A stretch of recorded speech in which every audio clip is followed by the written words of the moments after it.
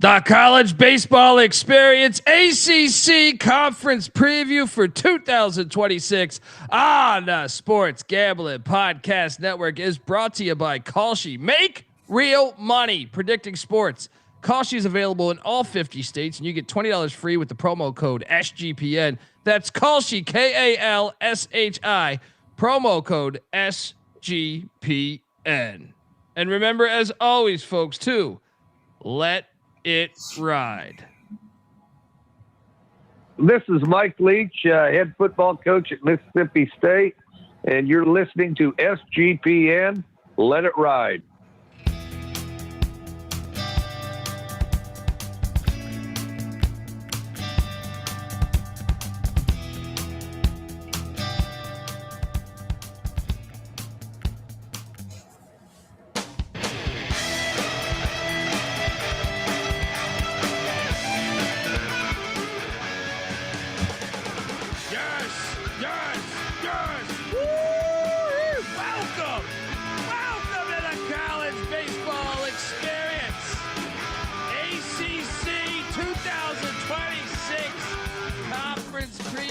Season is here pretty much. I mean, we got 8 more days left in January, and then 2 weeks in, so we're less than 30 days before the season goes live. So welcome to a brand new season. youtube.com/the college experience. Hit that like and subscribe button, because we have a bunch of conference previews to knock out over the next couple weeks, obviously, with the season right on the cusp, and we are excited for it. If you're wondering just who the hell you're listening to, well, that's fair.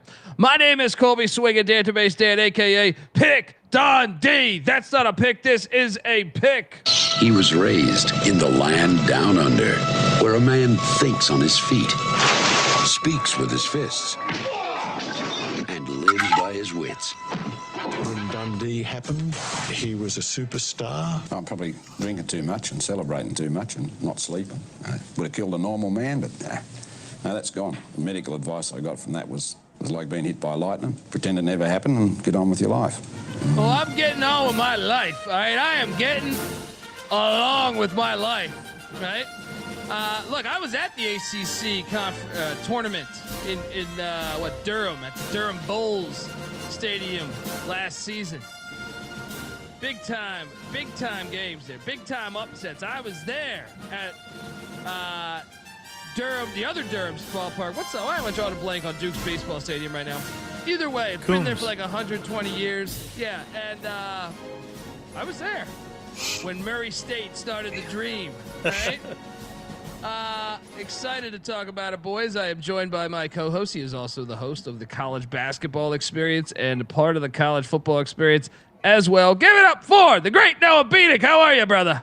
I'm very excited to get the season underway. Sorry about the delay with all the conference previews being pushed back a little bit, but we were working on what's now called as the Diamond Report, and it's been a tremendous opening day for that. You can check it out at thediamondreport.com. We'll be displaying each team spread throughout the show. It's been fantastically designed by Matt Grissom, and then Monty Taylor, who I've always loved his work for multiple ACC teams and coverage. He did a lot of the writing that you'll see on the stream today, and can't wait to start talking about some of these teams this year. Let's go. Let's go. We are also joined by, you see it if you're watching youtube.com/the college experience, but also if you're on the audio side, we are joined by third man in the booth. He is the one of the hosts of the Head First podcast, a Cincinnati Bearcats alum, but also covers all college baseball. You should check it out if you're a Bearcat fan or just a college baseball head. Give it up for JP Sponseller. How are you doing, brother? And welcome to the experience. So, did I fuck that up? What did I say? A little bit. Hey, you're all good. Just mix that W with a P, and you're all good. Oh, wait, what did I? Sponseller. That's what I said, right? No, did I not say that? I heard swan. I heard the bird. Oh, okay. I'm sorry. Sorry. Maybe it's my mic. Yeah. Thank you for having me. I'm happy to be here, and I'm pumped for this season, and pumped to make some money with you guys. Hell yeah, brother. Let's go. Sponseller, by the way. Sponseller. Appreciate you. And man, this season should be a blast. Let's just jump into it, because obviously the ACC, it's the All Coast Conference now. We got great rivalries like Virginia and Stanford. So Syracuse doesn't have a team. Hey, Costas, what's going on? Right? Hey, Tarico, you guys are on SportsCenter. They don't field a baseball team.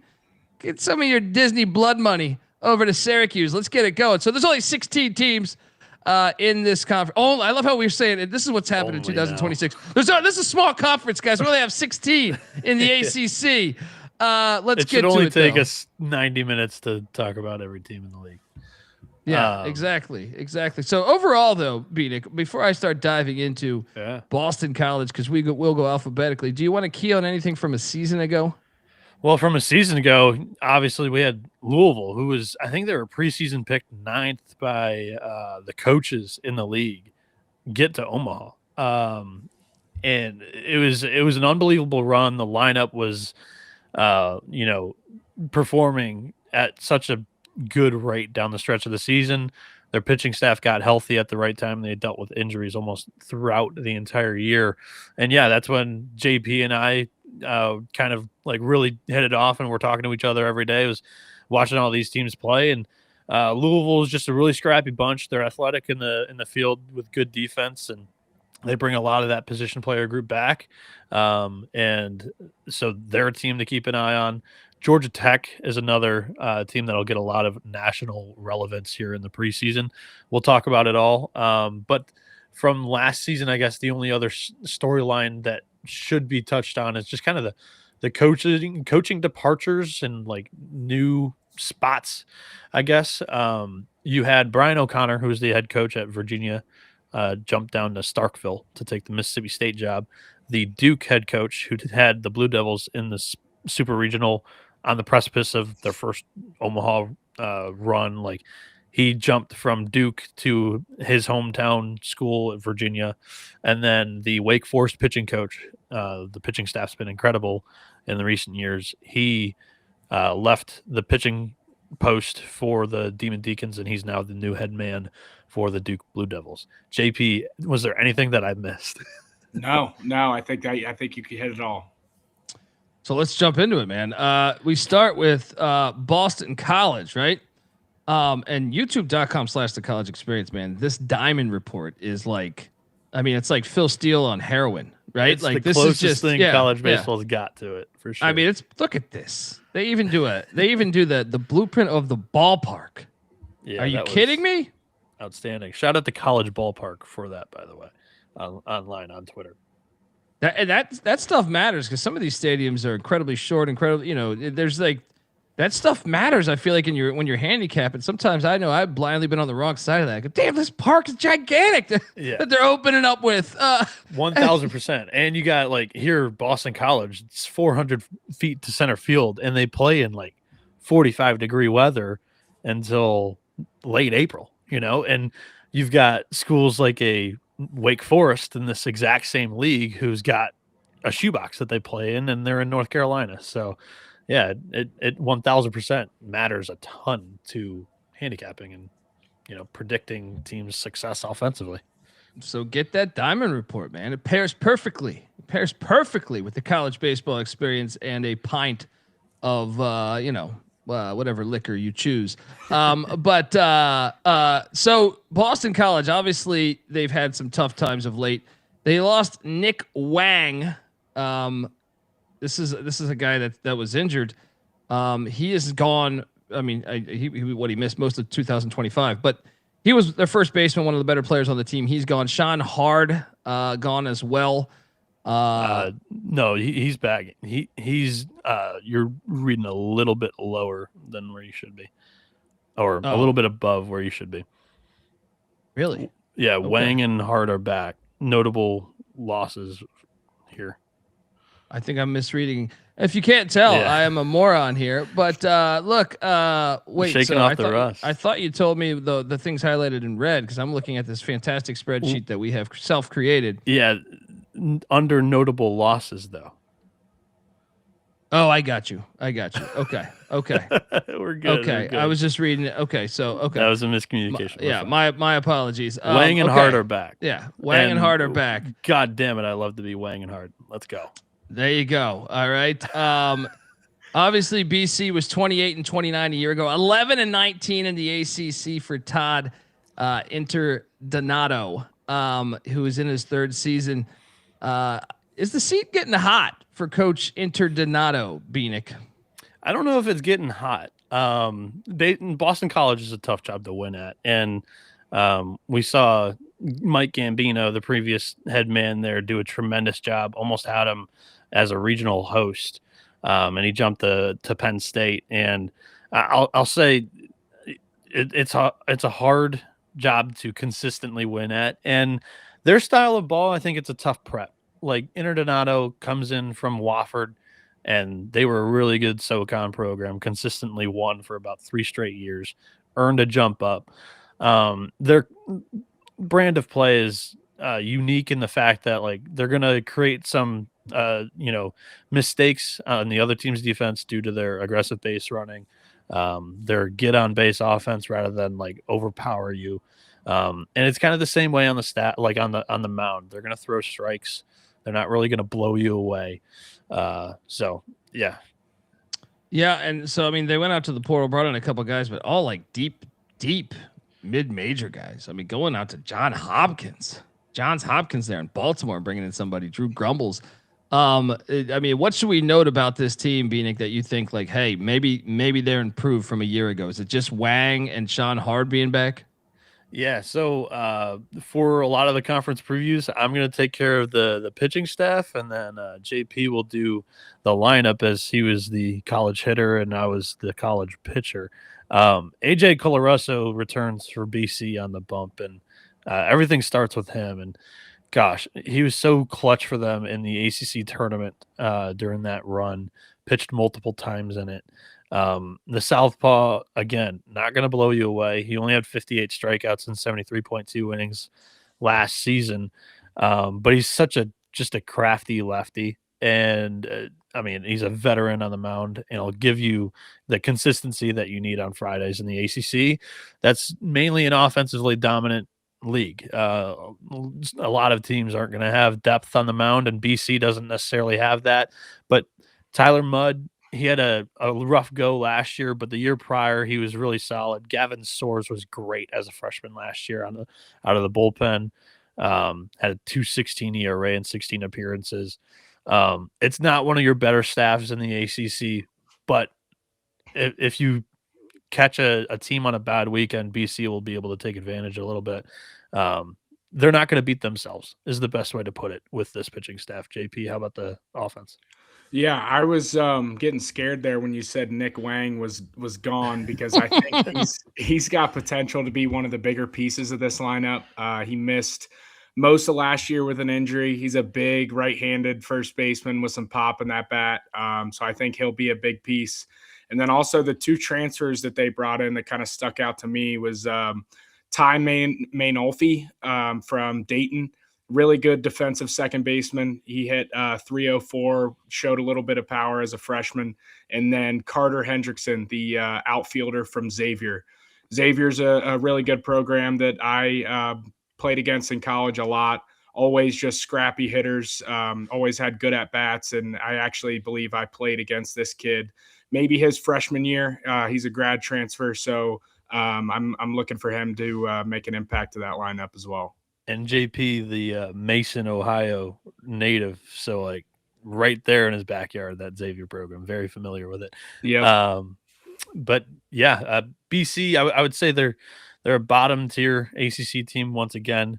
But yeah, tough. It's a tough prep. Like they can catch some teams is the best way I can put it. So there we go. And shout out to Paris Neal giving us $5. Right, hippo character's head pops out of water, surrounded by his hippo squad. There we go. And there we go. A-Train talking about like, will you guys be doing a daily pick show similar to Hoops? That's always the question every single year, and it's tough to answer in the preseason because we don't know like how often we're going to see betting odds and lines. Typically, the only time we see them come out the night before is before Friday night's games, which are the biggest days in college baseball. That's when all the aces pitch. It's the easy handicap. That's why the books put them out early, and they're able and willing to take money from early bettors.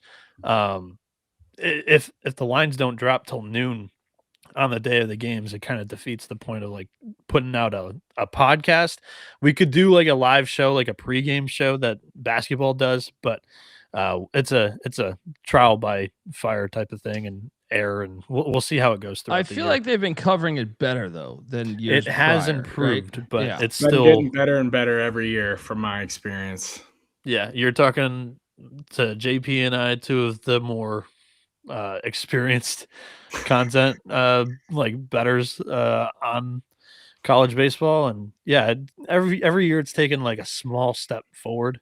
Last year, shout out Underdog Fantasy with all their pick'em player projections. Like they were the superstar of last season. They consistently delivered on that front. So, and yeah, for the podcast listeners, highly recommend watching on YouTube, only for the fact that like the entire projected lineup and pitching staff, and Monty's really good with this. Monty Taylor, the ACC writer for the Diamond Report, he talked to every coach, and like that is a lot of what coaches gave him as kind of what they were looking for when we asked him, how would you like us to project your lineup?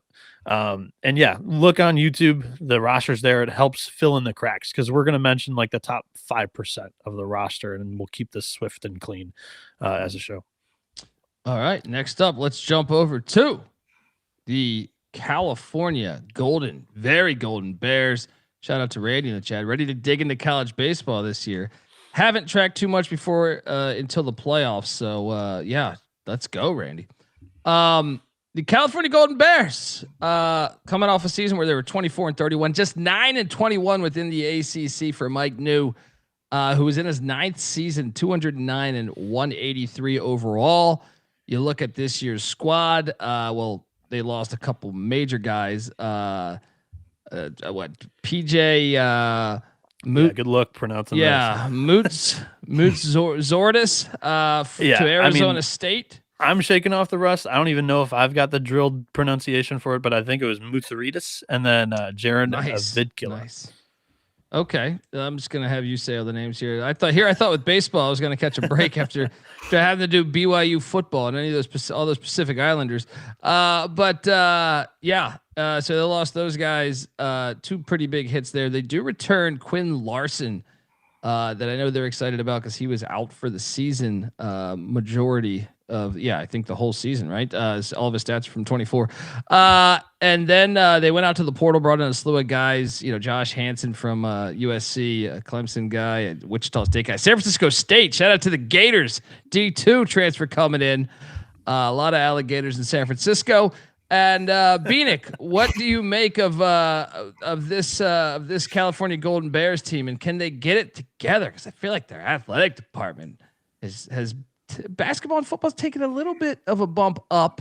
Yeah. Could baseball be next? I think they can be feisty this year. And this is year 2 for a lot of like high caliber transfers that came in from last year. Look at like a Gavin Eddy and Oliver De Torre. Those were 2 big tickets from the portal a year ago, and I think they'll factor in big time into this pitching staff. Both of them kind of had mid-5s ERAs, struck out just a little bit less than innings pitched last year. This is another staff again that relies a little bit more on pitchability, throwing strikes, locating well, kind of maneuvering an at bat with a professional approach rather than trying to blow you away. At the college game, that can be a little bit shaky if you don't have premier off-speed pitches, and we'll see how that goes. Garrett Makowiak, again, I probably didn't drill that one either, is a transfer coming in from Georgia Southern that has taken a step up this offseason. And then they also have an exciting freshman in Otto Espinoza, who was the number 1 incoming freshman for the Golden Bears this offseason. Ethan Foley's probably your Friday night guy. He had 56 strikeouts and 48.1 innings, only walked 15. His underlying Sierra, which is the advanced analytic for like maybe projecting how well or how lucky or not lucky a pitcher was. He was very good. 307, probably got a little bit unlucky last year with the 5.96 ERA. I'm relatively hopeful for California this year. We were talking pre-show. Both JP and I are somewhat, excited for both West Coast teams in the ACC this year. Yeah, not predicting anything crazy for the Golden Bears, but I would not be shocked at all if they find their way into the middle of the pack there towards the end of the year. For me in the lineup, it comes down to who they're returning in the middle infield with second baseman Jacob French and shortstop Cade Campbell. Both really good defenders. Both have a really good feel for finding the barrel. Jacob French put up a 390 batting average last year. I think he was actually hitting in the middle of the lineup for them. So that kind of not huge power numbers. So it kind of shows you the game they like to play. I think they like to bang it around a little bit and get going on the bases. I'm pretty excited to see this Cal team compete this year. Yeah. Athletic department's taking a step up. That's what I'm getting. So make sure you check out the boys in Berkeley. Folks, before we jump over to the Clemson Tigers, I want to let you know you are listening to the College Baseball Experience, part of the Sports Gambling Podcast Network. And it is a new year, which means we have new gear. Yes, the SGPN merch store has a bunch of new items for the new year. And right now you can get 10% off all of those items with the promo code 2026. We do have College Baseball Experience t-shirts, sweatshirts available there. Also, how about get yourself a Lock Dog Tees Dog Bowl? I mean, who doesn't want to show off that their dog is getting down on some of these bets? All that good stuff over there. We got a ton of other great stuff in the merch store. Check it out. So do that and let it ride. We're also brought to you by Avo. Yes, make more money betting sports with Avo. That's AVO. Avo is the best sports betting tool that helps you make a profit, every time you decide to place bets. They do this by spotting arbitrage and plus EV opportunities for you faster than the competitors, and they keep you organized all in one place. And if you're new to arbitrage betting, you're finding opportunities in the market where you can bet both sides to lock in a profit.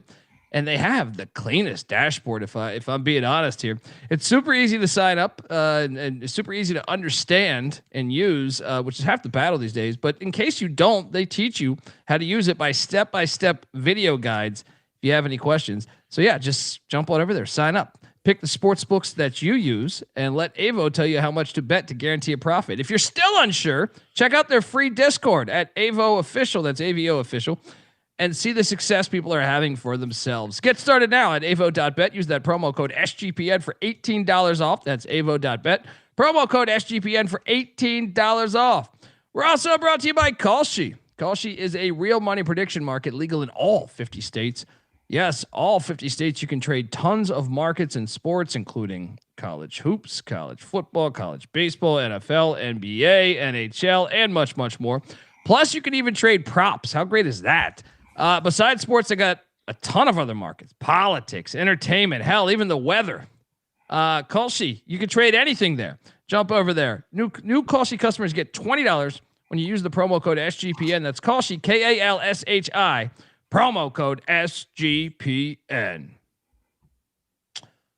All right, we are back. Shout out to the chat rocking along. All right, Weehawk. I know we got a Western Carolina Catamounts and a Kansas Jayhawk diehard here. We got Howie representing the Knowles. We got A-Train saying Ohio State. This is our year. Shout out to everyone in the chat, and please subscribe. iTunes, Spotify, the College Baseball Experience. Next up, we have the Clemson Tigers, which I mean. I'm a little biased for this team with Eric Bakich because, well, me too.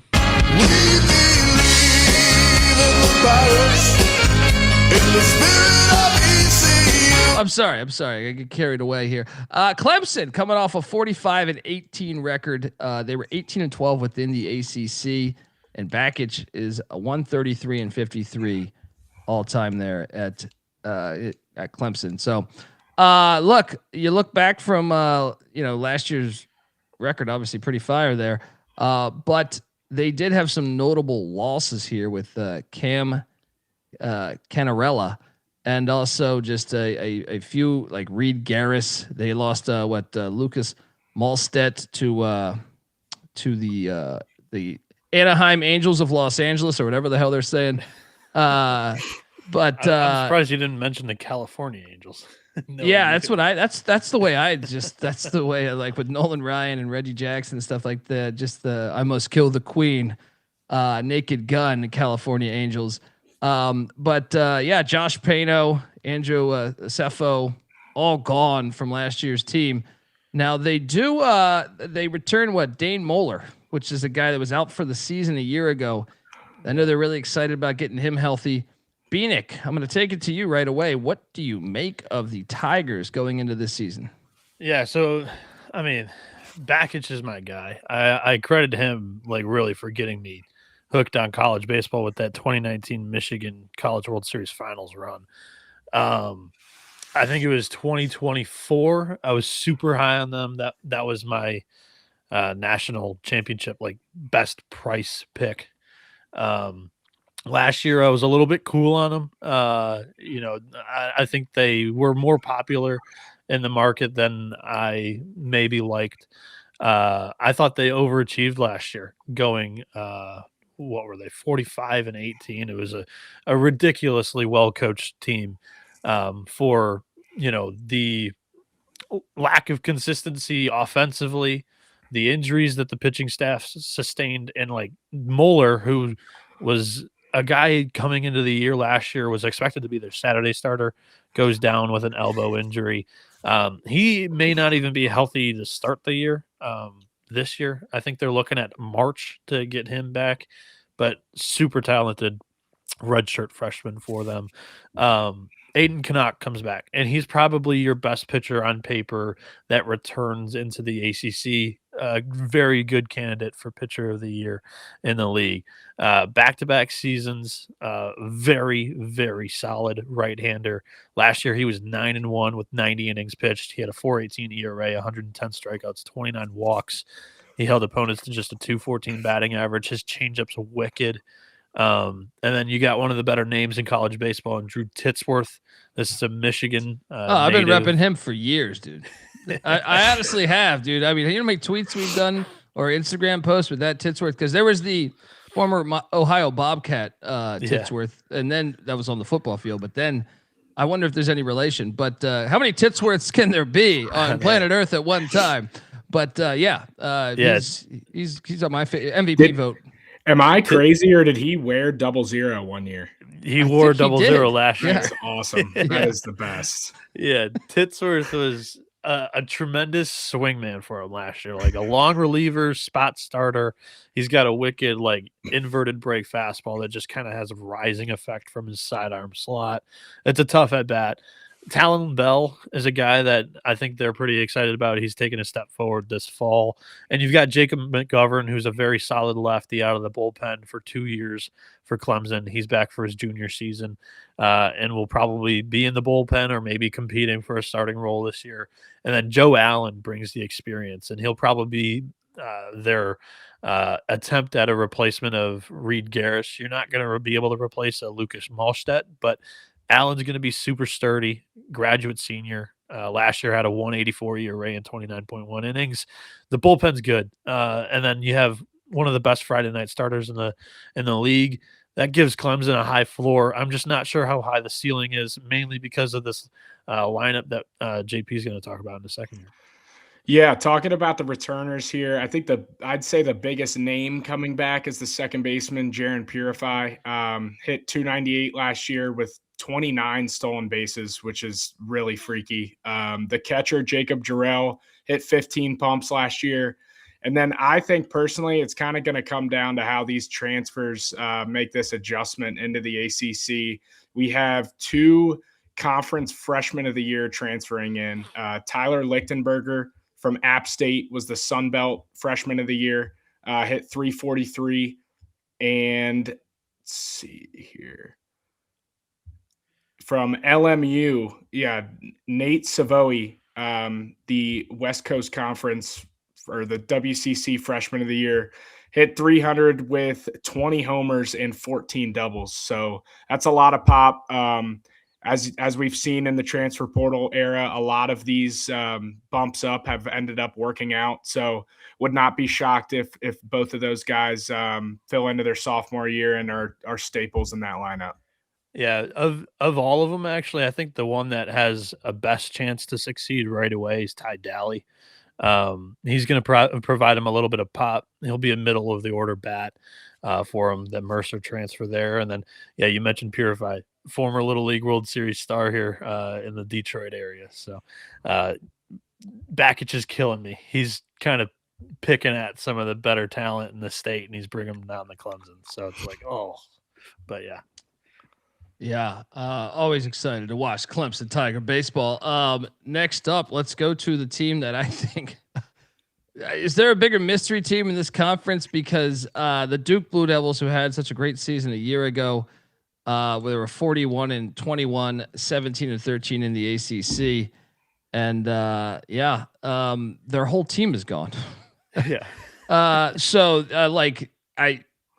I don't even know how to assess it, but obviously they go to Wake, go to Winston-Salem and bring in Mascara, but as their new skipper there. But guys, I don't even like looking at the roster. What Bieniek, I'm just gonna give you the keys to this, because I'm looking at this, and I mean, what they got David Boisvert back from he was out all of a season last year, so I mean that is some of the only returning production I see on this team. Yeah, it's a really, really tough projection. How good or not Duke may be. I trust Mascara on the pitching side of things. It's not a very appealing staff, in my opinion. They're going to need quite a few guys to hit that they grabbed in the portal. The first one is the D3 transfer out of Cortland, New York. Matt Noshowitz, and forgive me on the pronunciation, I've got no idea currently. Didn't watch any D3 baseball in the New York area last year, but had a 3.80 ERA in 45 innings, struck out 59, only walked 7. He may start for the Blue Devils this year. Bennett LaPalme, Ben Dean, both Dayton transfers. There's a couple of Dayton transfers coming into the ACC this year. And a couple others on this team. These aren't necessarily the guys that I'm highest of from the Flyers that are coming into Duke. And then the guy to know on the pitching staff is Aiden Weaver.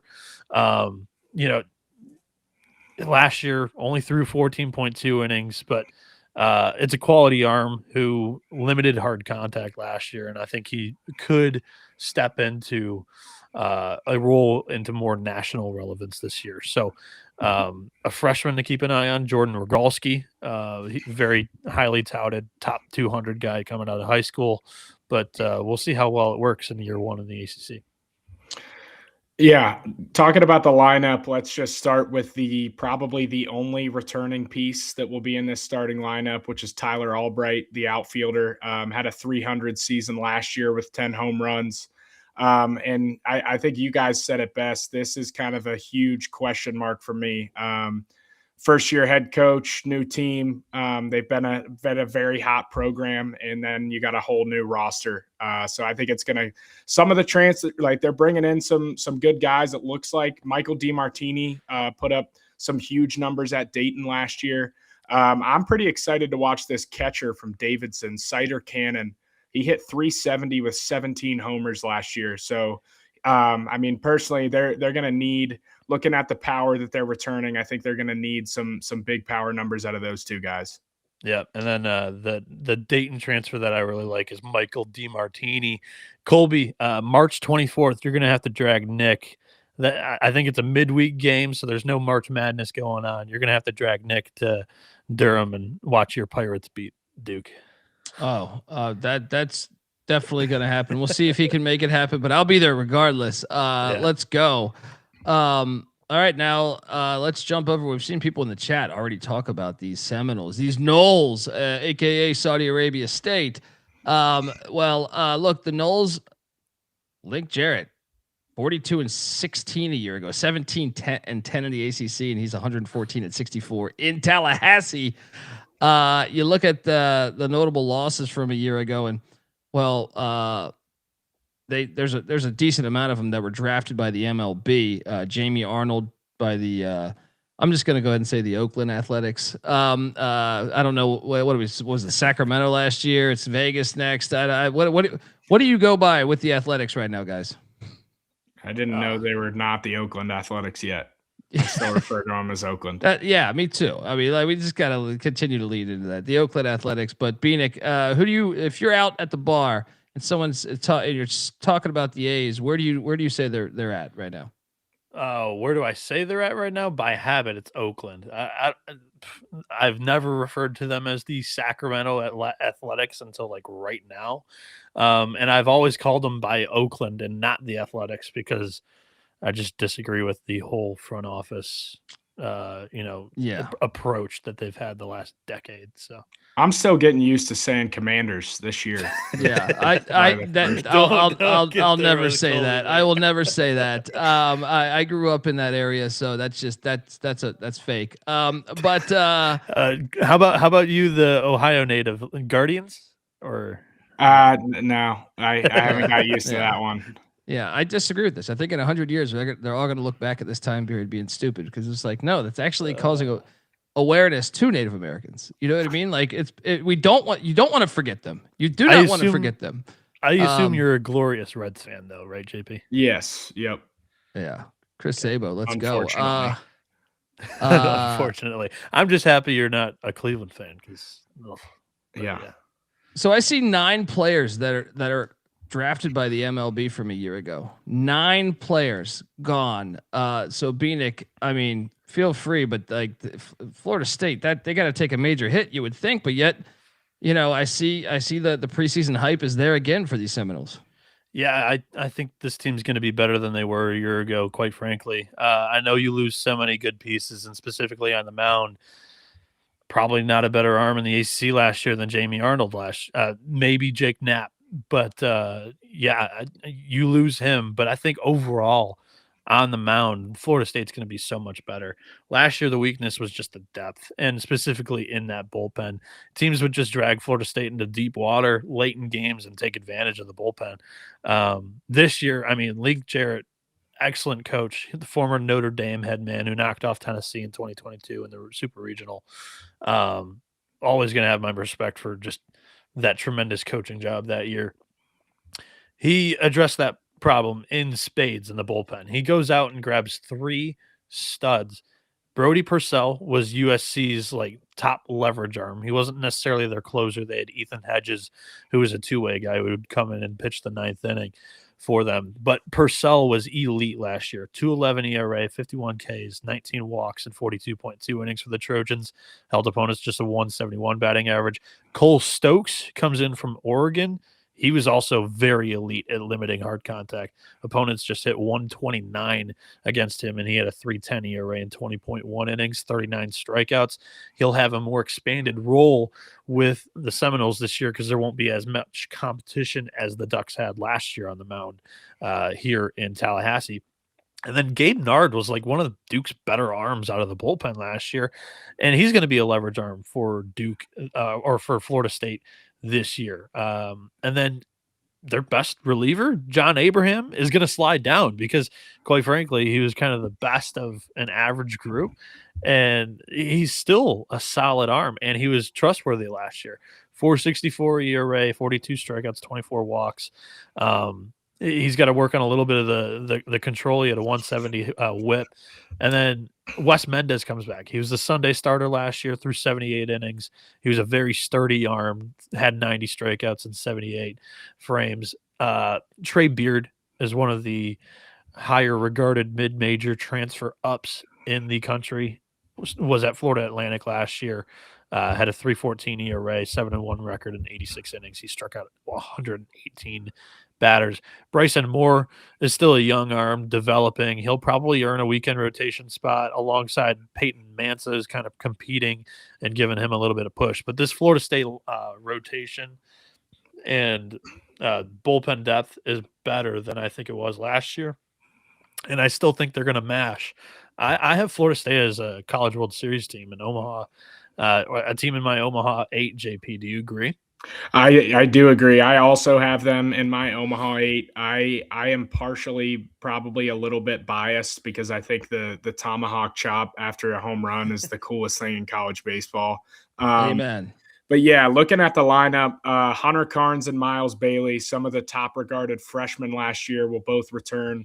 Miles Bailey hit 19 home runs, and then Hunter Carnes is behind the plate, hit 286, but I expect him to kind of take a big jump in this sophomore campaign.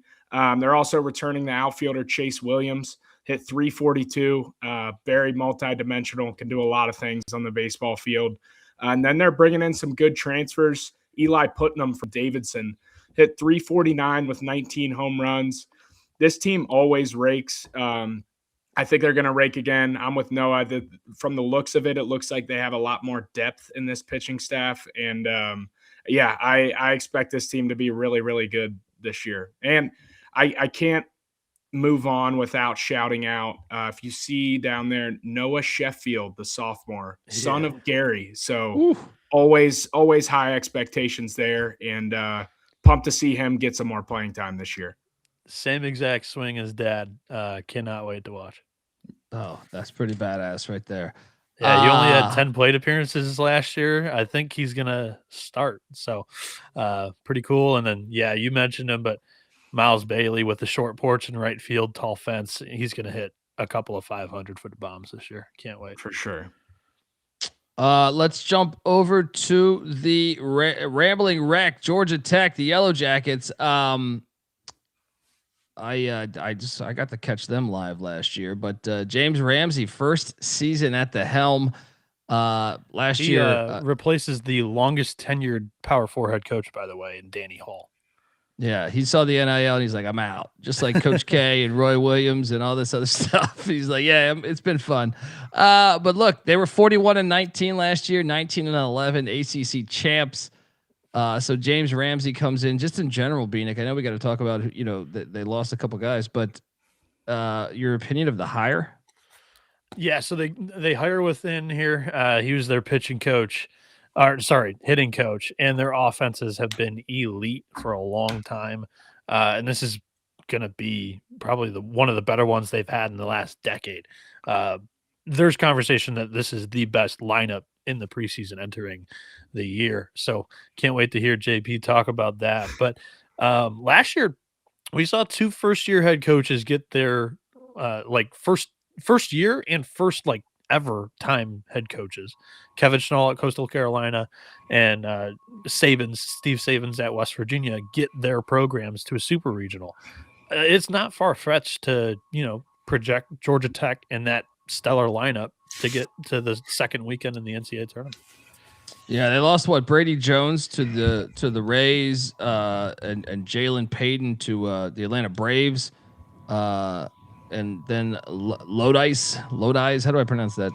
To the White Sox, yeah. And Connor Schaus to Texas Tech. But what am I getting here in the background? We got someone in the emergency room. But I'm curious. Alex Hernandez was the ACC Freshman of the Year, so I'm excited to see how he does in his next year here. But Bieniek, what do you think of the pitching? That's a big question mark of this team jumping into the year.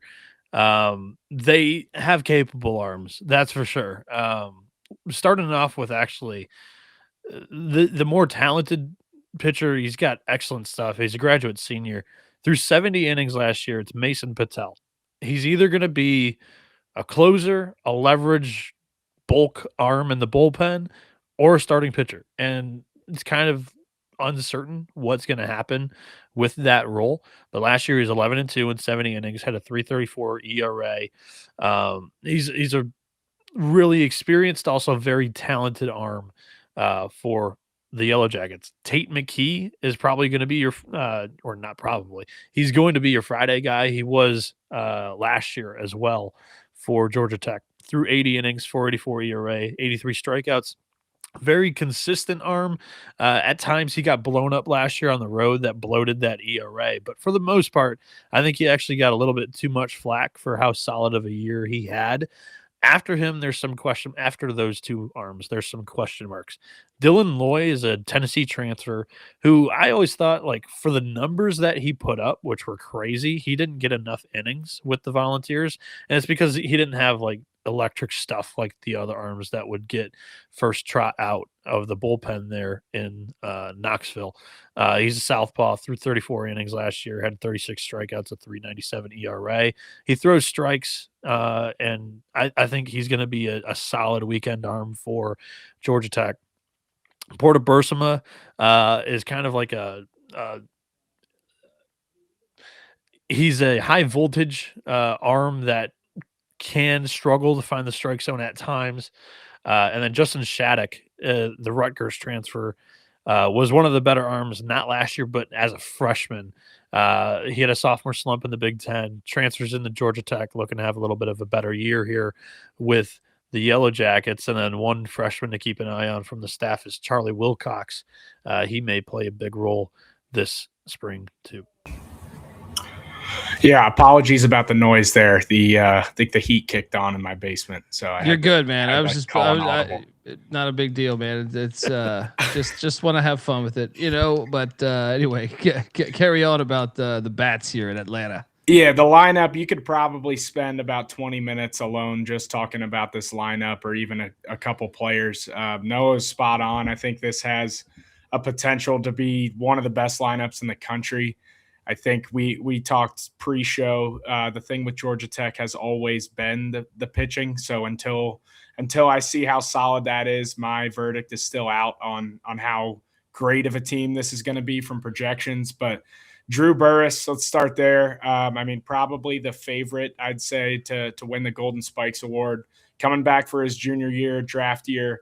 Last year, if you want to call it a sophomore slump, he hit 333 with 23 homers. So not bad at all. And then you got Alex Hernandez, who you mentioned, the ACC Freshman of the Year. So hoping to see him make a big jump. Last year, he hit 335 with 16 homers. And then the catcher, probably one of the better hitting catchers in the country. You got Von Lackey, hit 350, more of a contact guy, but can really spray it around the yard. And yeah, like I said, Noah, if you want to touch on any more guys, but I could spend a lot of time talking about this lineup.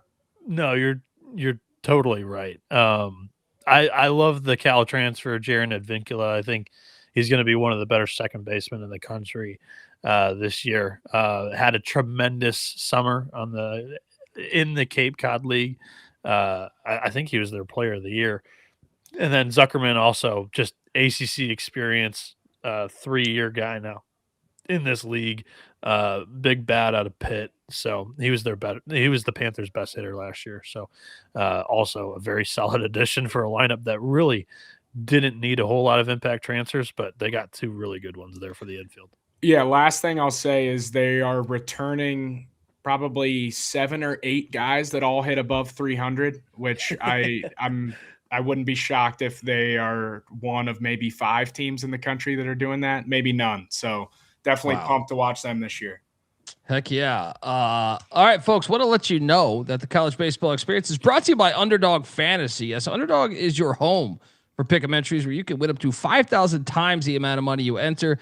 Bieniek was talking about, Underdog Fantasy was great with college baseball a season ago, and looking forward for that again this season. But right now, they're bringing that playoff magic to you all NFL playoffs long. Every playoff weekend, open the Underdog app to see what promos will be waiting for you. Underdog's got a brand new offer for new customers too. Play $5, get $75 in bonus funds when you sign up with our promo code. That is TCESGPN. So do that and let it ride. We're also brought to you by Rhythm. Rhythm has crushed this NFL season, especially on props. And let me tell you, last year in the NFL playoffs, they were on absolute fire. They were 22-12 on reception props, 6-1 on pass touchdown props, 9-4 on rush yard props, 2-0 on interception props. I mean, they are killing it over there. And they were fired this regular season, so why wouldn't they be fired in the playoffs? Super easy to sign up. You can run predictions off the house model, or you can make your own and mess around with those sliders that they offer. Looking to go premium? Use the promo code SGPN25 when you download the Rhythm app for 25% off your first month. That's Rhythm. That's RITHMM. Download it and use that promo code SGPN25. All right, we are back on the college baseball experience. And next up, we jump over to the Louisville Cardinals, who were on the graphic from from the top there. It is Dan McDonnell's 20th season at the helm. They were 42-24 a season ago, but 15-15 in the ACC. I'm curious about what your thoughts about that, Bieniek. But 793 wins he has with the Cards, and you look at some of the notable losses, and the MLB did come calling as Justin West went to the New York Yankees, Eddie King Jr. to the Pittsburgh Pirates, Jake Monroe to the California Angels, Matt Klein to the Colorado Rockies, Patrick Forbes to the Diamondbacks there in Arizona, and then Tucker Biven to the Washington Nationals. So some big time hits there, Bieniek. Your thoughts on the Cards? And I'm curious about that 15-15 record in the ACC and your thoughts. Yeah, big time hits to the team. 15-15 record last year in conference play can, I think, mostly be attributed to a lot of pitching injuries last year. And the pitching side of things is not where Louisville is really going to shine this season. But what I think it did do was give a lot of their depth pieces from last year some experience. And this year, they've just got an array of arms that have thrown innings, but not necessarily have been, elite at any point in their career. And if they are able to develop some of these arms on the bump, Louisville can really improve their ceiling, or what I perceive it to be. Ethan Eberle is the southpaw that we have to start with. Last year as a freshman, he had a 4.65 ERA, and down the stretch of conference play was their best arm, while Forbes and Biven were sidelined. He's going to come back, and he's going to be their Friday night guy. I think that'll work. He's just another like low 90s kind of savvy lefty in the ACC that I think will be very consistent. Peter Michael is a guy that's really polarizing. Last year was his best year of his career, but it kind of got, sidetracked by injury. He's a Northwestern transfer that really didn't get a whole lot of time his first 2 years there. Comes into Louisville and then just kind of explodes. And he was an unforeseen, like I did the roster sheet projections last year, was not even on my radar to be in the starting rotation. And he was an opening weekend starter for the Cardinals. He was very good the first couple of weeks of the season, had that injury, and then just came back not the same arm. So I'm interested to see what we get out of him. Jake Bean was one of the better arms in the MAC last year for Kent State. Taking a step up in competition now, but the MAC is a very good offensive league. I think that he could be able to translate all right into the ACC.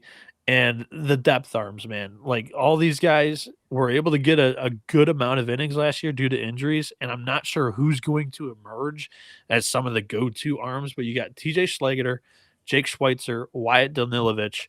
All three of those guys were used multiple times in different roles last year. Schweitzer had 25 appearances. Danilovich had 28. Schlageter had 17, and most of them, I think, were spot starts. All of those guys, I think, are quality and are either going to be rotation arms, back end of the bullpen guys, and how well they pitch this year, I think, decides the ceiling for Louisville, because the offense is going to hit, JP. Yeah, I'm totally with you. It's going to come down to the pitching per usual in Louisville. Anytime you're returning this much to your lineup from an Omaha team, it's a great sign. Starting with who is coming back, the junior class, you have Alex Alicea, Zion Rose, and Lucas Moore. Lucas Moore is a Cincinnati native, probably the fastest player in all of college baseball. Last year, he hit 341 with 53 stolen bases, which is stupid. That's almost one every game. Can really scoot in the outfield as well. And then you got Zion Rose. He hit 310 with 13 home runs and 31 stolen bases. So, in my opinion, one of the better power speed combos in college baseball this year. Alex Alicea, 300 with 34 bags. And then Teg Davis coming off a huge freshman year. He hit 283 with 18 home runs. So I know, Noah, you're familiar with Bishop Ball. I love home runs, but I love causing havoc on the bases as well. And I think when you can add those power speed combos and kind of speed some teams up defensively, make some mistakes, I think they have a chance to cause some havoc on offense. Yeah, you mentioned the Lucas Moore 53 steals, and also the other two guys you mentioned, Alisea 34 steals, Rose 31 steals. They're going to put pressure on the defense. And then I forgot Tate Davis, like he's a two-way talent. Last year as a freshman didn't pitch a whole lot because there were some other arms in front of him. This year I think he's going to get more chances on the mound too. He's got one of the more louder tool sets in the country. So I'm very excited to see what he's able to do in year 2 in college baseball. Yeah, Cards. All right. Next up, let's talk about these Miami Hurricanes. Obviously, the great season there in football. There, the U is it back. JD Arteaga, third season there, just 62 and 57. This was once a really proud program. Just 15 and 14 in the ACC last year, 35 and 27 overall. And they took some hits. You know, Griffin Hughes is now on the Seattle Mariners. Brian Walters, the Philadelphia Phillies, and Dorian Gonzalez, I believe just ran out of eligibility. Bieniek, your thoughts on the Canes this year, and can they get back to where they were? You know, I feel like 10, 15, 20 years ago, they were pretty much a blue blood in this college baseball world. Am I wrong there? No, not at all. And yeah, so in the ACC, when filling out like top 25 rankings, just as an exercise, but also like we included that, like we're able to show every ACC team spread and page because we're honestly not worried with the Diamond Report that we're going to ruin the value of it because there's so much in there. There's top 25 rankings that we all combined to kind of put work in on it. When I was doing that, there was a clump of ACC teams within like the number 10 to 24 range that I was like, I'm not really sure how I'm going to be able to separate this, especially in like an ACC conference preview, where we're going to give our projected standings at the end of the episode here. But Miami was kind of at the top of that clump for me because with my portion of the team preview, I really like the arms. I'm more bullish on this group than I feel like some other people are. Last year, you had the freshman duo of AJ Siskar and Tate Darius really raised the ceiling of this team. Both of them came on strong in conference play. Siskar had a 4.46 ERA and 66.2 innings, had 65 strikeouts, just 16 walks. Tate Darius, again, only 16 walks, through strikes. He got a little bit roughed up as the stretch of the season kind of went into like pivotal playing time for seeding, NCAA tournament berth, which they were on the bubble of. And then in the NCAA tournament, he kind of tailed off in production. And then you get potentially the preseason and opening day Friday night arm for Miami back in the middle of the year here, Nick Robert. And yeah, his ERA is a little bit bloated, but the year prior, he was excellent for Miami. Rob Evans is a lefty who had 15 innings. He's competing for a starting job. And then there's 4 transfers here that are all going to probably play a factor. Some of them former starters, some of them kind of more of a bullpen arm, and Frank Menendez from Florida. But yeah, how this really separates themselves, I'm not quite sure, but Ryan Bilko was a very solid arm at Richmond, had a 2.18 ERA last year in the A10. Lyndon Glidewell was the ace of an Austin Peay team that was neck and neck with Stetson in the ASUN all year long. And then TJ Coates is a capable arm of throwing strikes. He comes in from the Big Ten, didn't get a whole lot of opportunities with Nebraska, who's really deep on the mound. I kind of like him as well for Miami this year. And then the lineup is really good too, JP. Yeah, I got a shout out. We mentioned Griffin Hughes is departing since I'm friends with the Hughes family. Jackson Hughes from Presbyterian just transferred in, so I would like to see if he makes an impact this year. I'm pulling for him. But to talk about who's coming back, the big name is Daniel Cuvée. Put up stupid numbers last year, hit 372 with 18 homers. He's going to have to be kind of the staple in that lineup, and I think he's going to have a lot of help. You got Jake Ogden and Max Galvin coming back. Both put up good numbers, above 300, throwing in some power as well. The biggest transfer I am excited about is Alex Sosa, the catcher from NC State. I remember watching him in Omaha 2 years ago. Just really liked him at the plate, really liked him behind the plate. And hit 291 last year with NC State with 10 homers and 16 doubles. So I'm expecting him to do some big things for the Canes this year. Yeah, and I know Colby is just thinking, oh, man, in conference transfer. But he's a Miami kid, so he's coming back home. There was a little bit of turmoil there with the new head coach, J.D. Ortega, jumping in. I believe he was – if he wasn't a commit to Miami, he was like down to NC State or Miami. And that's a really big pull for Miami. And Derek McKenzie talking about me getting a shout out last year on CBS Sports Network during like some college baseball hits. That was my guy, Jake Fettner. Me and Fetty are really close. And yeah, he's another just whiz kid with computers and stats, and big gambling guy as well that works with the CBS Sports Line team. So yeah, I don't normally like the in conference transfers, but when you leave, I understand when you leave Raleigh, North Carolina, and NC State, there's a million better options. You made a mistake from the start. I'm joking. I'm an ECU guy, so of course I'm going to say this, but. Speaking of which, let's talk about them. Speaking of which, let's talk about the pussy pack of NC State. I mean, NC State, the Wolf Pack. But look, Elliott Avent, 30th season. It's got 1,071 wins. And look, I like to talk trash to the Wolfpack fans out there, but you guys did get hosed a couple years back. You got completely hosed. I still, and then they lose Tommy White afterwards. It's like, good God. Yeah. I mean, absolutely hosed. 35-21 a year ago, 17-11 in the ACC. And look, took some hits. Alex Sosa, we just touched on, transferred to Miami. Dom Fritton got 4th round draft pick by the Rays. Andrew Schaffner to the Cincinnati Reds. There, your boys. Shane Van Dam, great name. All right, fucking Lionheart over here, and Bloodsport champ. He's with the Kansas City Royals now. So took some hits there. Also, Matt Willardson also is gone as well. Ran out of eligibility. I can't believe that actually happens. Open up Twitter, and I didn't know that was possible to run out of eligibility in college sports these days. Bieniek,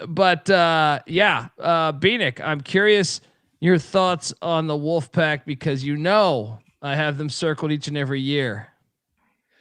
Yeah, circled, and maybe not for the reasons that everybody else is thinking, right? Like April 14th, as you can see on the schedule there, East Carolina hosts NC State. That one maybe in attendance for, maybe. But yeah, ACC wise, the best 3 pitching staffs, in my opinion, reside in the state of North Carolina in the Research Triangle. NC State's the first of the 3 that we'll talk about. And gosh, there's a lot of talent on the mound here. Ryan Marone, lefty, he comes back after a 91 strikeout, 19 walk ratio, 338 ERA.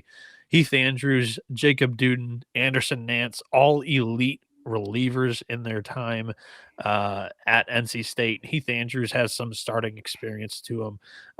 Last year kind of also was great early on, tailed off along with the NC State team. They were really good in the middle of the year was when they got hot, and they kind of cooled off at the wrong time. He was a big part of that. Jacob Duden and Anderson Nance are elite relievers. Duden has a chance to jump into the rotation this year. He had 5 saves last year, 3.90 ERA, just wicked off-speed stuff. And then Anderson's going to bring the heat.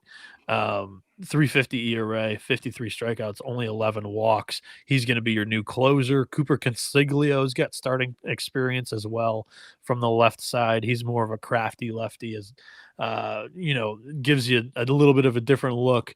But NC State's so talented on the mound. This is going to be a team that has a super high floor because of it. How do they look on the offensive side of the ball, JP?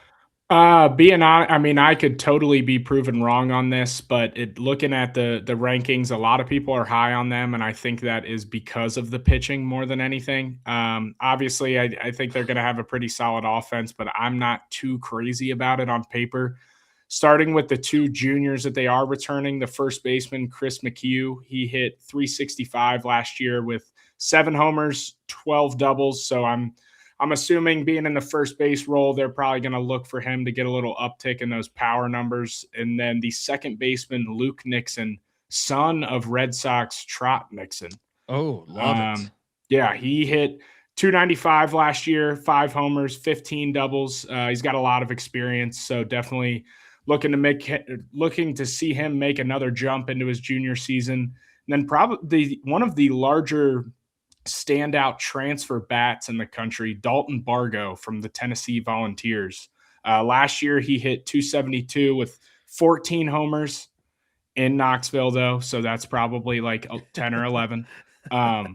But yeah, he'll definitely be looking to make a statement in that lineup in the middle of the order, as I wouldn't be surprised if he's a corner DH guy, it's looking like. But yeah, if I missed anything, let me know. I'm not super crazy about the lineup, but obviously, given the pitching staff, they're going to be in a lot of ball games.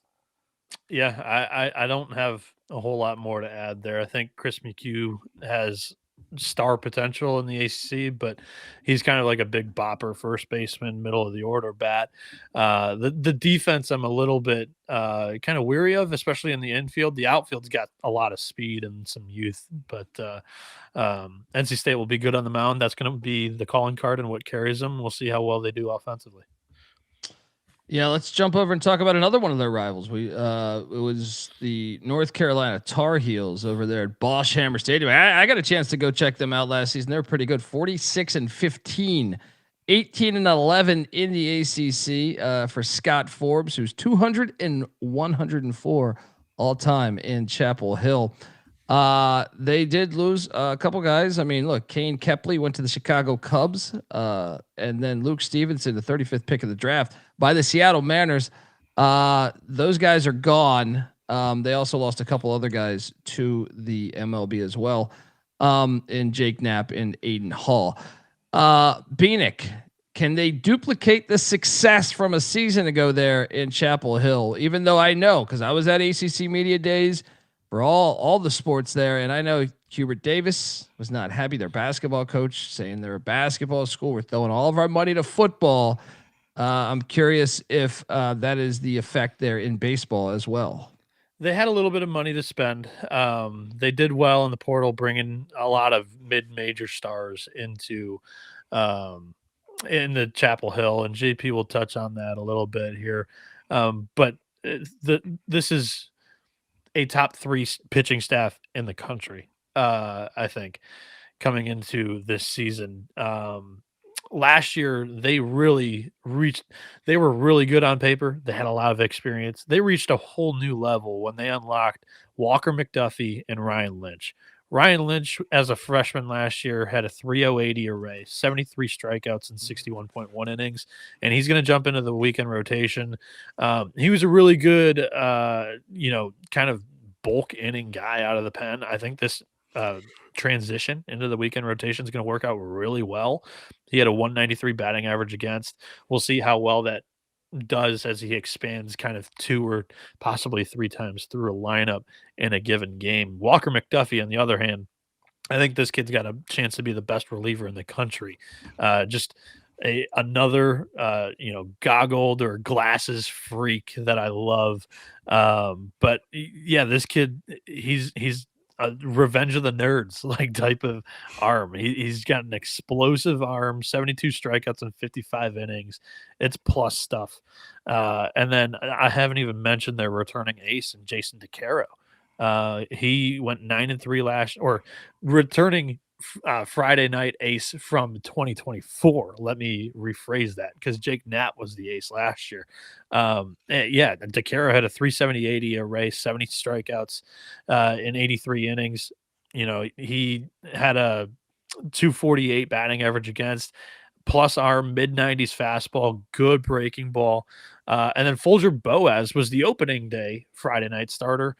in 2024 until he went down with injury. Hasn't really been able to sustain success in the last year that we saw him in 2025 because he missed most of 24. But I'm excited for him to kind of have a fully healthy offseason, jump back into the weekend rotation. I think he's solid. I think he's a New Yorker, maybe even a Staten Island kid, which has plenty of talent up there. And then you have Matthew Mateus, who's recovering off of injury. His season ended last year, but honestly, like that was their leverage arm until he got hurt, and then that's when Walker McDuffie stepped up, and then you got Olin Johnson, who's also wicked. It's a very deep staff. Can talk about them for another 5 minutes, but the Tar Heels, they also have a super high floor. We talked about it last year. It was a young lineup that needed to grow throughout the year, and that happened. They were a good lineup by the end of the year that were playing really good ball in the NCAA tournament and ran into a really hot Arizona team. But this lineup, I think, is more experienced than that one, right, JP? Yeah, definitely more experience. I will say I've doubted this lineup probably for the past year or two. I think last year it was you were really looking at Luke Stevenson, and he did make that huge jump and was the guy who could kind of be the staple and hold it down in that lineup. This year, it's going to have to be Gavin Gallagher. He's really the main guy that they're returning to that lineup. Last year, he hit 326 with 17 home runs, a lot of juice there.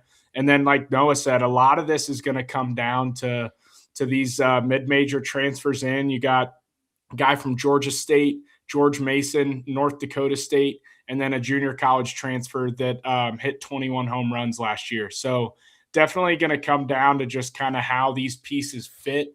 I'm very high on this pitching staff. I think they could potentially have the best rotation or all-around staff in the country. And again, that's going to keep them in a lot of weekends, a lot of games. But yeah, I think this could be a lineup similar to last year as they kind of progress and get better throughout the year. You're just starting with a little bit more experience this season. Yeah, and personally, I'm a little bit – you'll find me a little bit more bullish on teams that have really good pitching staffs that need to improve a little bit on the offense rather than good offense like need to improve on the mound, because when it comes to strike throwing and plus stuff on the mound, that's hard to kind of get random production or spurts of excellence on the mound in the season, where on the mound, if you've got a dude or two, they can sometimes give you 7 or 8 and win a game on their own against a really good lineup. So I think a perfect example of that is like North Carolina. I'll have them in the top 4 of the ACC. But for example, Louisville, I will have near middle of the pack. But they're a team who, if that lineup gets hot at the end, they're going to Omaha. Like, it's just one of those where I don't see it playing out as well without the pitching throughout the season. But of course, if they get hot, they can do big things. Yeah, shout out to the Tar Heels. Next up, we will talk some people forget that they're even in the ACC. That is the Notre Dame Fighting Irish. You gotta love Stifler's Sean Stifler, his mother. Look, 4th season, 89-70 in South Bend. They're 32-21 last season, 14-16 in the ACC. You look back at last year's team; they did lose some major hits there. As Carson Tenney was, actually he transferred to Texas. Estevan Moreno is Seattle Manor now. Rory Fox to the New York Yankees, and then Jackson Denise graduated actually, and then Ricky Reith transferred to the Gators of Florida. Bieniek, can the Irish be a player in the ACC this season? I think Monty, who wrote up the ACC for the Diamond Report, is bullish on the Irish this year. Last year, this pitching staff, young and kind of developing arms, came on in the middle to late half of the season, and Jack Radell was at the forefront of that alongside Rory Fox. You talked about it. Fox departed, but Raydell's back, and he's going to be the Friday night arm. Had 60 strikeouts, 18 walks, and 70.1 innings, 350-80 array. Very solid, low 90s right-handed arm for the Fighting Irish. Ty Uber is kind of a volatile bullpen arm. Stanford, we'll talk about them in a little bit, but they kind of had a mass exodus of a couple of arms that have great stuff and movement and kind of high voltage arms. Uber was one of them. He's I think 5th or 6th year guy now at this point because he's dealt with injuries in his career. Last year struggled a little bit to throw strikes. Now in a new spot, we'll see how it works out for him. Burkholz is back for Notre Dame. He's an experienced arm. Oyson Lee, as a freshman last year, showed some promise. He had 26 strikeouts in 19 innings with a more regular role. Maybe he'll be able to build some consistency this year. Helwig, Crowell, and Klosterman. I'm interested to see how this all shakes out. Crowell is a talented freshman coming in, top 30 incoming freshman in the conference, according to Perfect Game. And the Southpaw has had a really good fall, probably has earned a shot at a starting gig, whether it be in a midweek or a weekend. We'll see. Notre Dame's a team that I'm kind of on the fence with because they lose one of those top arms in Fox because they had a really good dual, double dragon or whatever the saying is in the weekend. And then the catcher, Carson Tinney, also had a red-hot finish to the year, and he was working with that pitching staff every day. Now he's at Texas, and I think that pitching staff's going to be awesome. I'm just worried about a new signal caller, some new names in the weekend rotation. JP, how about you? And then also talk a little bit about the offense that has a couple of interesting pieces coming back as well. Yeah, I think for me, per usual, Notre Dame is just a huge question mark this year. I feel like no one ever really expects much out of them. But then if you look at it last year, I mean, a 32-21 record, and they were a game behind Louisville and Miami, who Louisville was in Omaha and Miami was a game away. So we're still very competitive in the conference. Talking about the lineup, who they're returning, the third baseman, Parker Brzustowicz. He was a 300 hitter last year. Not a lot of pop, but could spray the ball around. And then Bino Waters coming off another good freshman year, 317 hitter with 9 home runs. So another potential for some power there. And then you talked about losing Tinney. I think one of the big pieces of this team in this lineup is going to be the Cornell transfer behind the plate, Mark Quattrani. He hit 318 at Cornell with 6 homers, 10 doubles. But I think more importantly to what Noah was alluding to, for him, the big thing is going to be just being that dude behind the dish and taking control of that pitching staff. There we go. The Irish could be a wild card this year in the conference, it sounds like. Let's jump on over to the next team. That is the Pitt Panthers. Wow. Okay. Pitt Panthers. I mean, look, Mike Bell, he's got his work cut out for him. 10-20 in the ACC last year. Did have a winning record overall at 28-27. He's 161 and 164 all time there in Pittsburgh, Pennsylvania with the Panthers. They took some hits. You look, Ryan Reed was drafted in the 15th round by the San Diego Padres. Also Patrick Gardner ran out of eligibility. Ryan Zuckerman transferred over to Georgia Tech. We talked about that. Luke Cantwell also drafted by the Padres has got a pipe. There's a pipeline. These Pitt Panthers just go right into San Diego. Bieniek, our co-host on the College Basketball Experience, is a noted hater as a West Virginia fan. Yeah. So he definitely wants me to say eat shit Pitt, but I know you lived in Pittsburgh for a while. You played ball there. So maybe you take a liking to this team more. Is there room for optimism if you are a Pitt Panther fan? No, not really.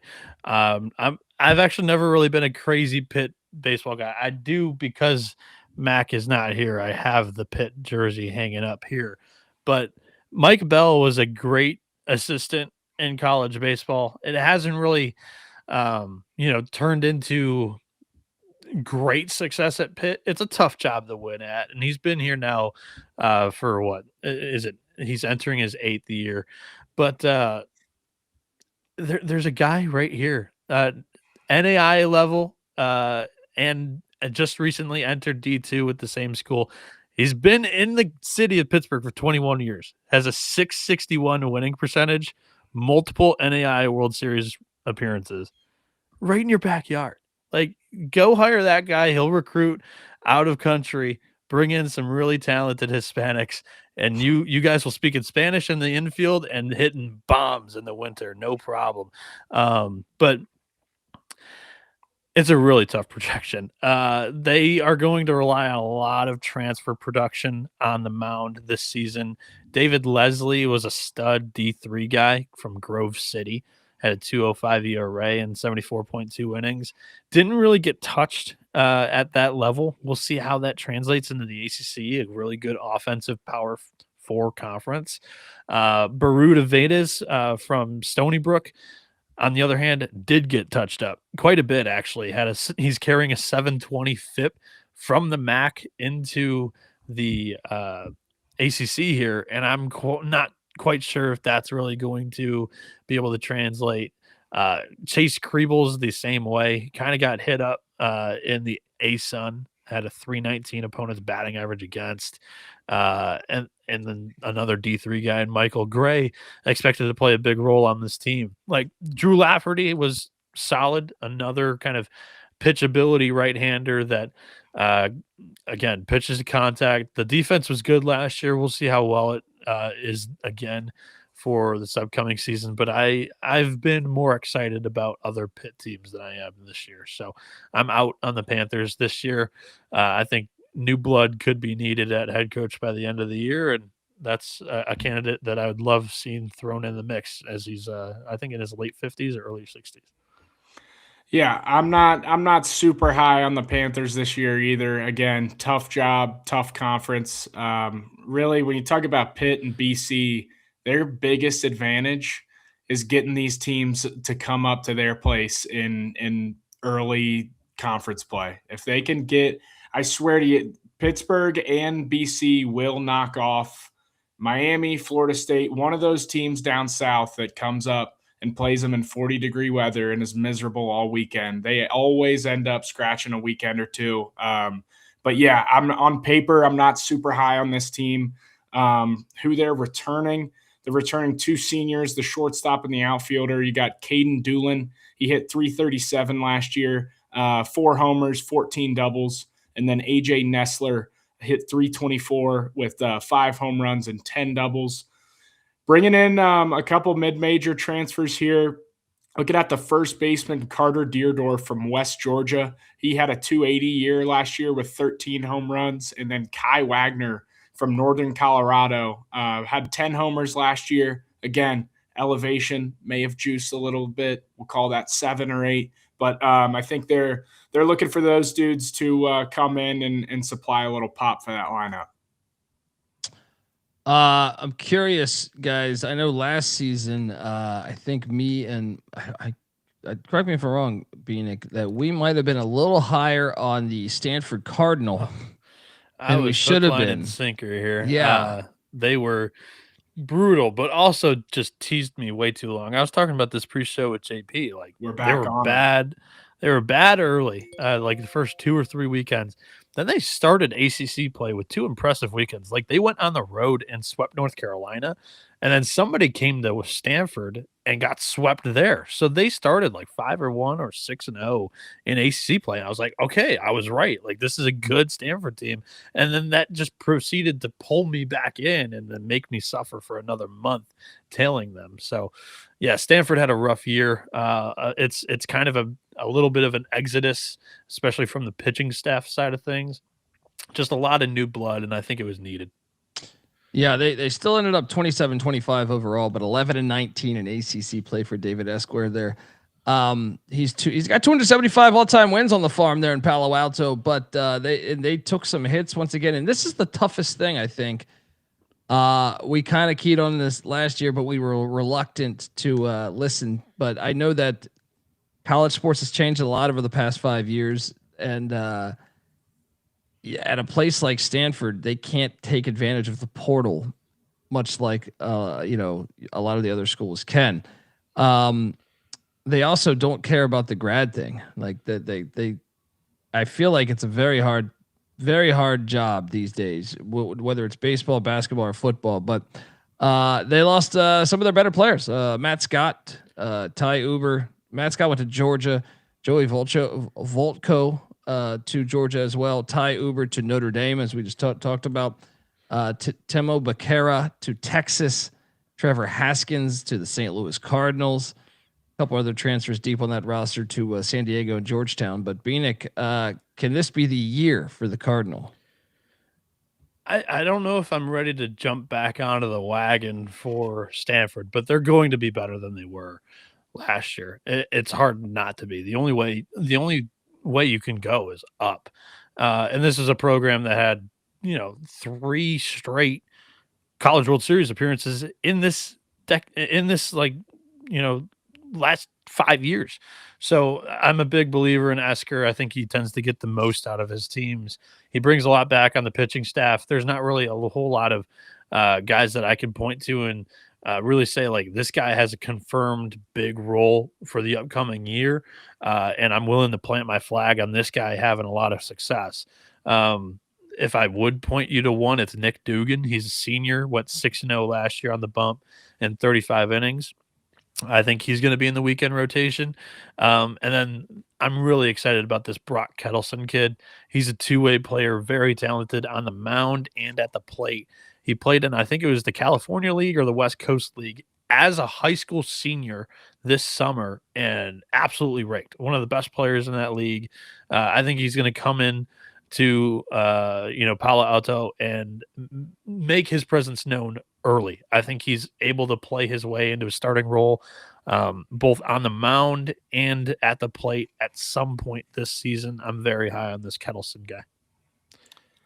Yeah, I'm also Stanford for me is going to be similar to a Cal, where the ceiling I think is towards the middle of the pack in the conference, but I would not be shocked to see them there. They had a lot of young guys last year. It's also it's never a great sign for your program or your culture when you have that many guys leave the program to transfer elsewhere. So that's definitely not a great sign, but a lot of things to look forward to, I think, for this Stanford roster, starting with the sophomore Rintaro Sasaki, the big man from Japan. Last year, freshman with a lot of hype. He was supposed to be this Shohei Ohtani type hitter in college baseball. And I mean, I would say he struggled and hit 270 with 7 homers, 8 doubles, started to kind of showed flashes for sure. I think he has probably one of the biggest upsides in the country at the plate just from the short film that I've seen. And then talking about some veteran guys they're bringing back, Jimmy Nady, the senior second baseman, was a 300 hitter with 16 home runs last year.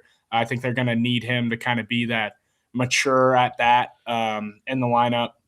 And then Ethan Hott, another senior outfielder, hit 342.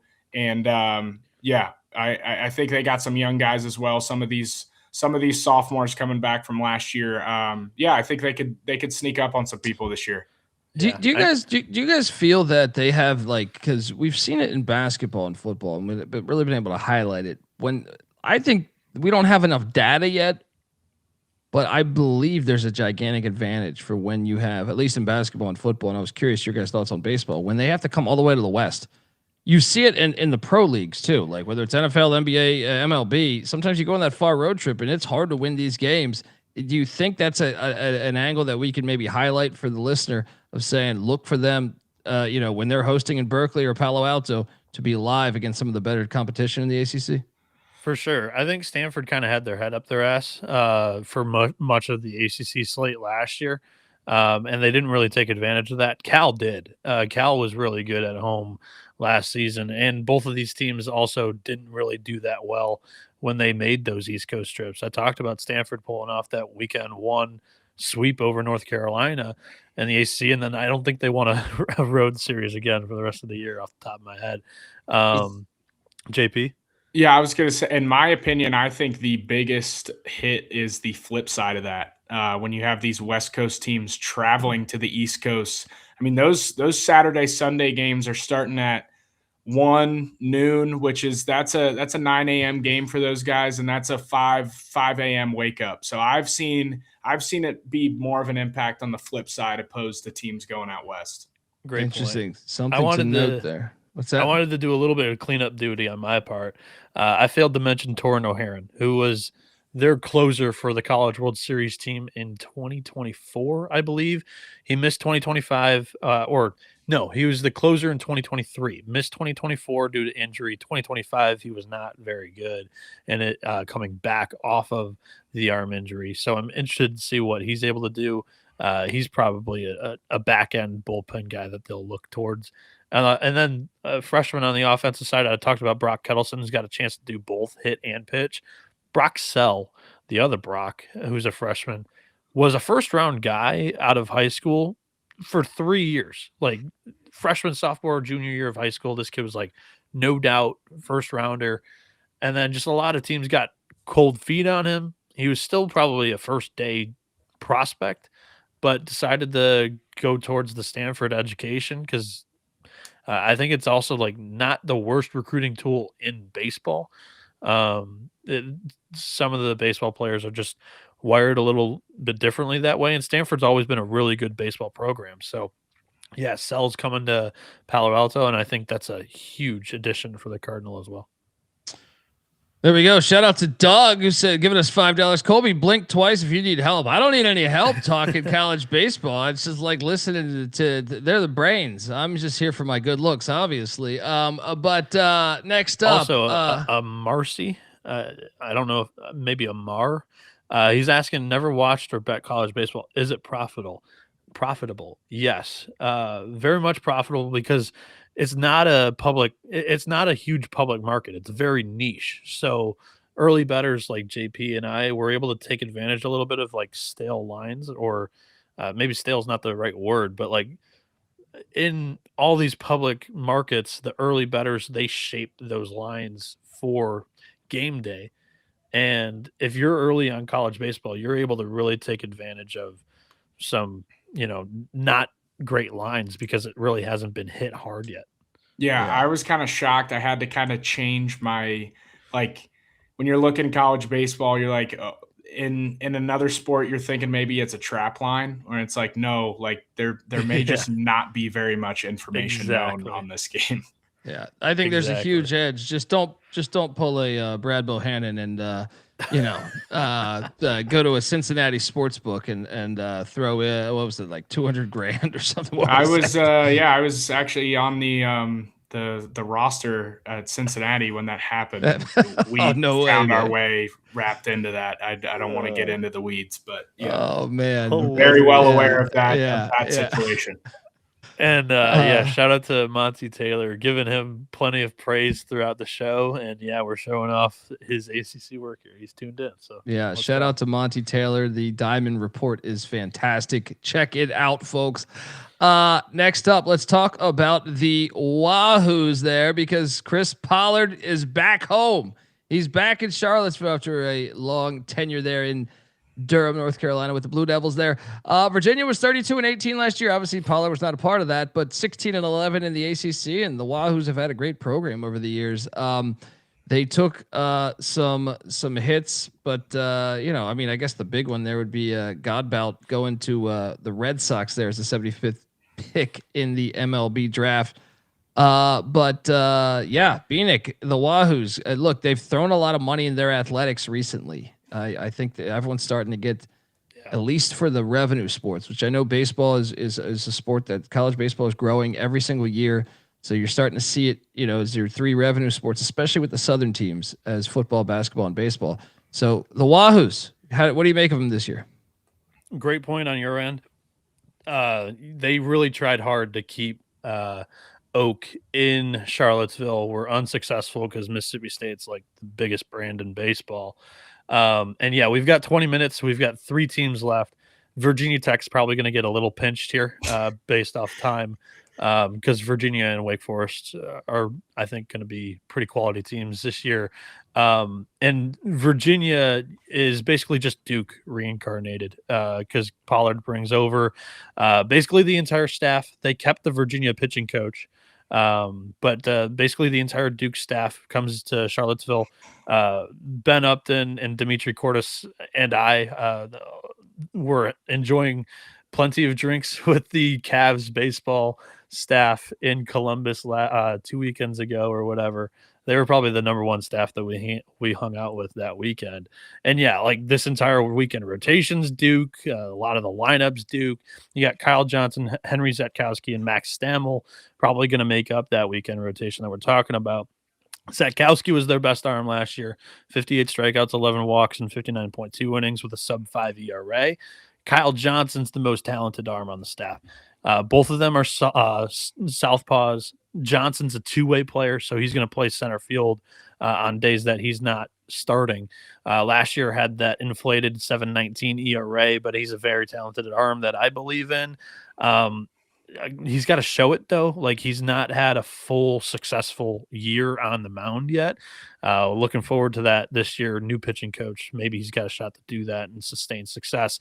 Lucas Hartman and Tyler Kappa are really good mid-major arms that come in here. Hartman was one of the best bat missers on that Western Kentucky staff that had top 5 ERA as a team last season, and Kappa was Eastern Michigan's ace last season. Not the greatest numbers, but again, it's the MAC, a very good offensive league, and he's not a bad arm for the bullpen, but I think they could find better if they have some development from within. But those are two mid-major arms to keep an eye on here, JP. Yeah, like he said, majority of these bigger name dudes are Duke transfers.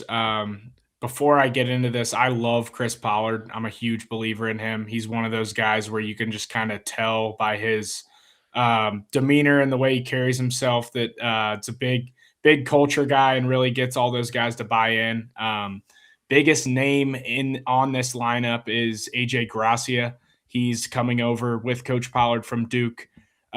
Probably will be a first-round draft pick, maybe top 10. Last year, I think he slumped, half the season, Noah, and he still hit 293 with 15 home runs. I mean, lengthy. He's got, almost like a Chris Bryant, just long build. I definitely expect him to kind of have a chip on his shoulder after how last year went for him for majority of the year. And then talking about one of the big transfers I'm kind of pumped to watch is the Rider transfer, the second baseman, Joe Tiroli. Coming in, he hit 367 with 17 home runs. So I think they're definitely going to be looking to him to be an impact in that lineup. And then you touched on Kyle Johnson.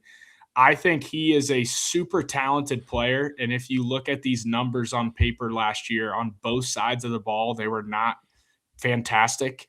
Another dude who I kind of expect to have a chip on his shoulder and come out hot this year. There we go. The Wahoos, new life. Guys, I got about 10 extra minutes, by the way, so we might be good. Next up, we have the Hokies of Virginia Tech as you know, the Hokies. That's another one that's thrown money into their athletic department of late. They got some big donations. That's, I think, hitting all the sports there. John, how do I pronounce it? Chef? Oh, Chef. Yeah, okay. Yeah. Good. I appreciate you just asking.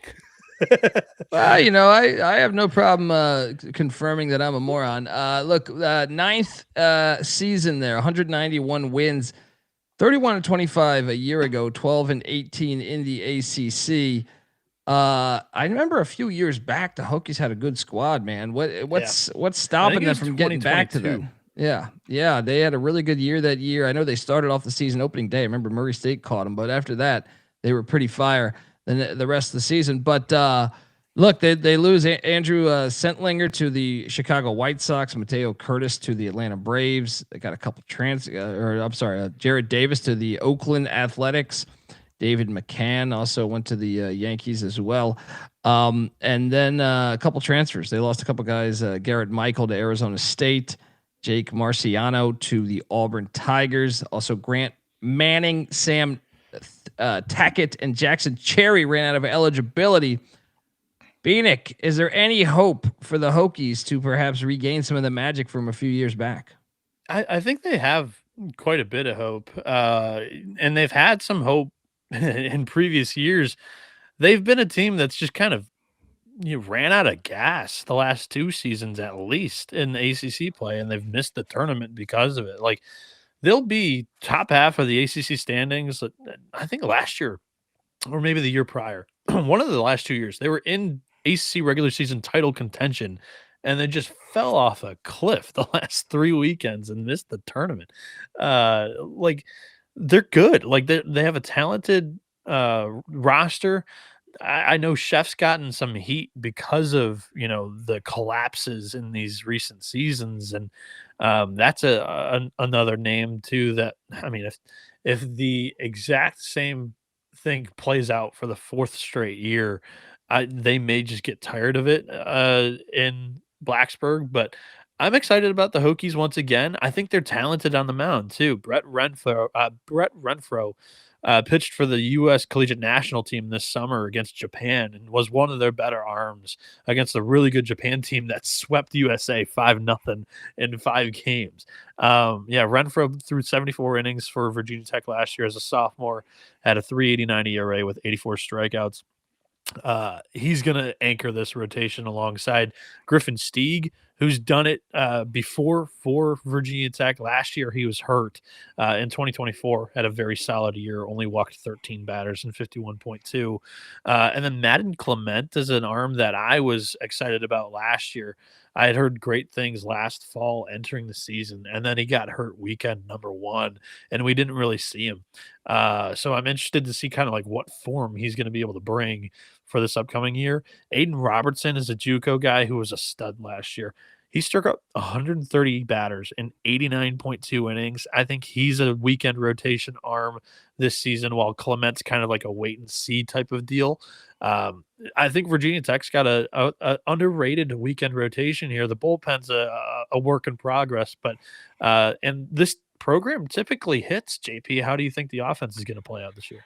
Yeah, I think they definitely took a hit last year as far as power numbers go with Garrett Michelle and even Sam Tackett, who he didn't transfer or get drafted anywhere, but had some stupid juice in that lineup. To me, it's going to come down to they're either going to need these returners to really step up and make a jump, or they're going to need these mid-major transfers to ball out for them to have some big success this year. Talking about who's coming back, best hitter on paper, the catcher Henry Cook hit 277 with 7 home runs and 9 doubles. And then talking about the transfers here, you got the George Washington transfer, Sam Gates was a 350 hitter. The Belmont transfer, Pete Daniel, was a 360 hitter.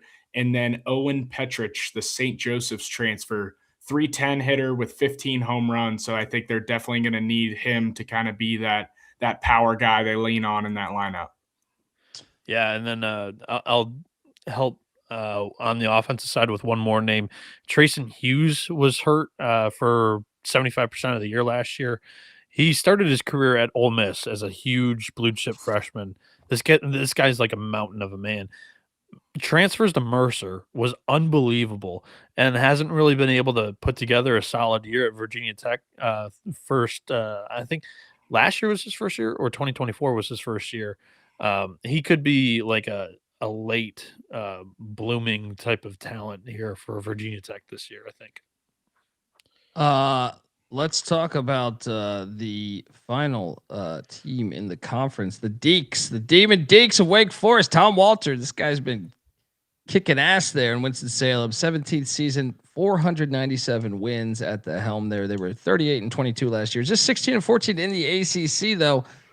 We touched on them taking a hit on their staff as a couple guys left there, but look, they had a bunch of guys drafted. Merrick Houston by the Minnesota Twins, Jack Winay by the Boston Red Sox, Ethan Conrad by the Chicago Cubs, Hayden LaFew to the transferred out to Texas, Logan Lunsford to the Los Angeles Dodgers, Josh Gunther ended up going to South Carolina, hit the portal, Joe Areola there with the drafted by the Diamondbacks, so they took some hits.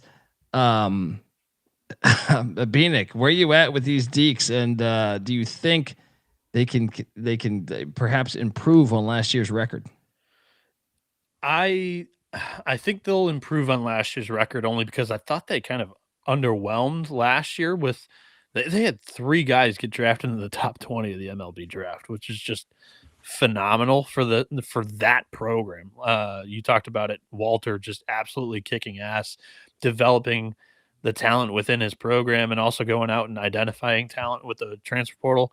Because I know they went and got Chase Burns the year prior, which was the biggest name in the portal, but they're also known for like grabbing a JUCO guy from or maybe he was D3. I believe it was North Carolina, low level school, but Seaver King came in and destroyed the competition early and was the top 15 pick. They've been killing it on the prospect side of things recently. The question here is whether or not the pitching staff's going to have the same success without Corey Muscara. I believe that it's more facility and kind of like the staff that was around him. I'm not sure how much of that staff was poached by Muscara at Duke, but this is a talented pitching staff once again. You've got Blake Morningstar, who's a high voltage arm, and I'm sorry to JP, but I believe he ran into Cincy last year. It was Matthew Dallas was the guy who shut him down. Yeah. Dallas shut down Cincy, but so I'll let you get to him. But I liked him a lot. Yeah, didn't like watching him against the Bearcats, but he looked really good that day. Yeah, Morningstar is a high voltage righty, can run it up into the high 90s, had 92 strikeouts in 79 innings. Dallas is a premier left-handed pitcher that's entering his draft year. He had a 4.90 ERA, kind of was figuring it out in his first year of college baseball because he either redshirted or didn't really get a ton of innings at Tennessee his freshman year, transferred in to Wake Forest last year. But yeah, really high on him I think he broke out last year, but I think he'll have a much better season this year. Chris Lavonis, again, like an arm that is close to touching triple digits with potential there.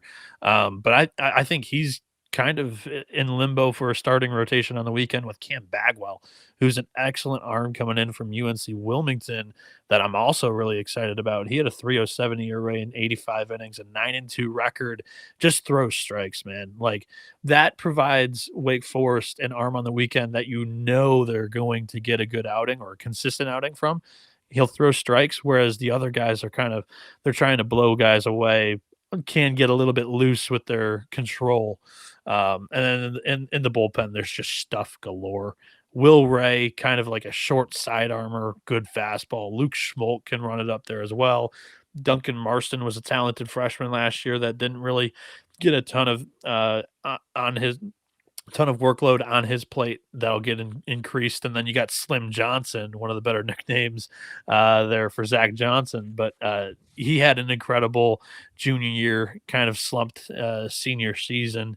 Maybe he enjoys a nice bounce back year in 2026. I'm really high on this pitching staff, and I think they're going to be able to do enough offensively. JP, do you agree?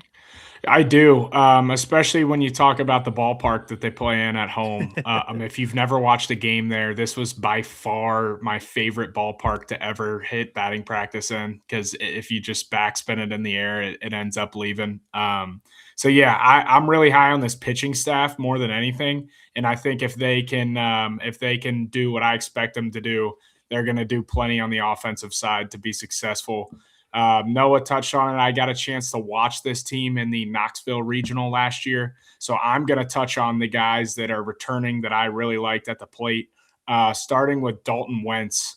Last year as a freshman, hit .316 with 13 home runs. I think he ended up hitting like 3 or so in that regional, so really started to just come on as that season started to wind down. And then the first baseman, Cade Lewis, hit .376 with 11 home runs, 18 doubles and the outfielder Luke Costello, 290 hitter with 10 home runs. And I played against Wake Forest when I was at Elon. Always watched them. They always have hitters and they can always hit. And they play offense. They call them Rake Forest for a reason. So if you're worried about the lineup and bullish on the pitching, that's a good sign if you're the Demon Deacons. I like that. I like that way you put it. There we go. So that is all 17 teams right there. With the Deeks. Remember to check out the Diamond Report here because they are just, this is clean. YouTube.com/the college experience. They kicked ass with this preview. Colby, who's he loves to be the artistic guy. Like, this is right up his alley. Oh, yeah. Just look. So visual presentation is a big deal. And they knocked it out the park over there at the Diamond Report. So go get your diamonds and check out the Diamond Report. You ready to break down the pecking order projected from you guys in this conference? Yeah, let's rattle them off. I'll do 16 down to 1, and then Colby or JP. Sure. Fire away, Bieniek. I'm finalizing kind of how I wanted to hear out kind of the bottom tier of this before I went through and did mine. I will go Pitt 16th. I will then do Boston College 15th. Just a lot more to like with a lot of the other teams this year in the ACC, in my opinion. Actually, no. Duke 15, Boston College 14. Those three, I think, in the preseason have to be your bottom three. Then I will go Cal 13. And then it'll be after that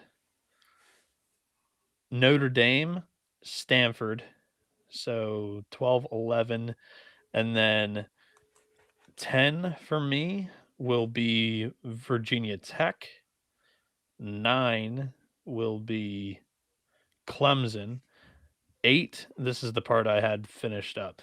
8 Virginia, 7 NC State, 6 Wake Forest, 5 Miami, Florida, 4 Louisville, 3 Florida State, but I believe that they have a really good chance of getting to Omaha because I like the offense that they're going to provide me, and I know that for sure. Whereas North Carolina, number 2, I think throughout the regular season they're going to have the best pitching staff in this league.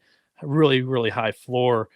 It's whether or not they're able to hit and get hot in the postseason on the lineup side of things that leaves me keeping them out of the Omaha 8 for me. And then Georgia Tech, I have them winning. The lineup's so good. I like some of the pieces in the pitching staff. I think they're going to be able to mash their way to 18 plus wins and then maybe steal a couple of games on the mound. But I like the Yellow Jackets to win the league in year 1 of Ramsey. There we go. I mean, we got a lot in common. I'll fire mine away as well. 16 Pitt. Might be contractually obligated to say that, but 15 Boston College, 14 Cal, 13 Duke, 12 Virginia Tech, 11 Stanford, 10th the Miami Hurricanes, 9th I took a shot on the Irish there of Notre Dame, 8 NC State, aka the Pussy Pack, 7 I went with Wake Forest, 6 the Wahoos of Virginia, 5 Louisville, 4 North Carolina, 3 the Clemson Tigers, 2 Florida State, and 1 Georgia Tech, the Rambling Wreck.